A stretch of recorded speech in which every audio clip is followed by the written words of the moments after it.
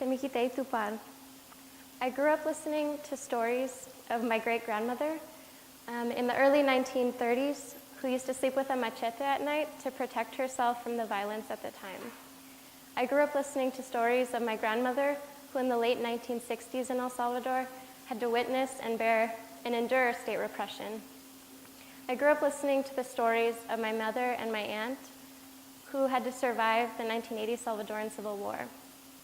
And I also experienced witnessing mass violence around the world, just like you, seeing recently mass violence in Brussels, in Lahore, Pakistan, in India.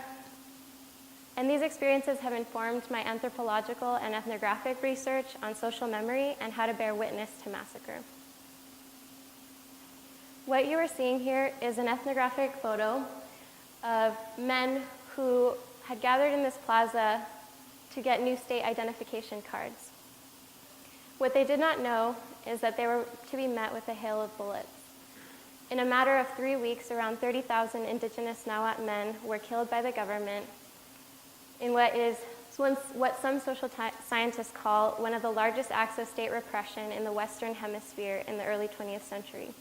This is known as La Matanza of 1932.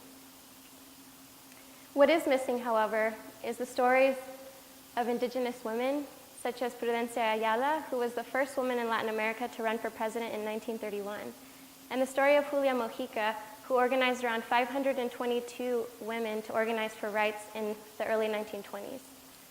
You also miss the stories of the everyday Indigenous woman who, despite during this time, worked side by side after this atrocity in the fields with those who had committed the violence to feed their families.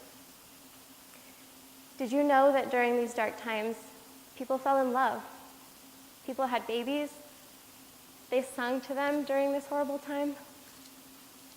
And Indigenous artist Alicia Mireya Su painted this beautiful piece called Mother's Milk to represent the 1932 massacre in order to honor and bear witness to such violence.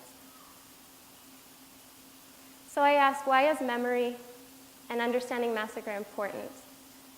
Memory allows us to remember, know, and understand the past, where we come from, and where we are going. How do we bear witness to such atrocity? And memory can help bind us. This is the first time after 80 years where Indigenous communities in El Salvador came together in a commemoration of the 1932 state massacre. And so I ask, for those of us that endure and have to witness violence, if we as survivors don't remember and we as a community don't remember, then who will? Thank you very much.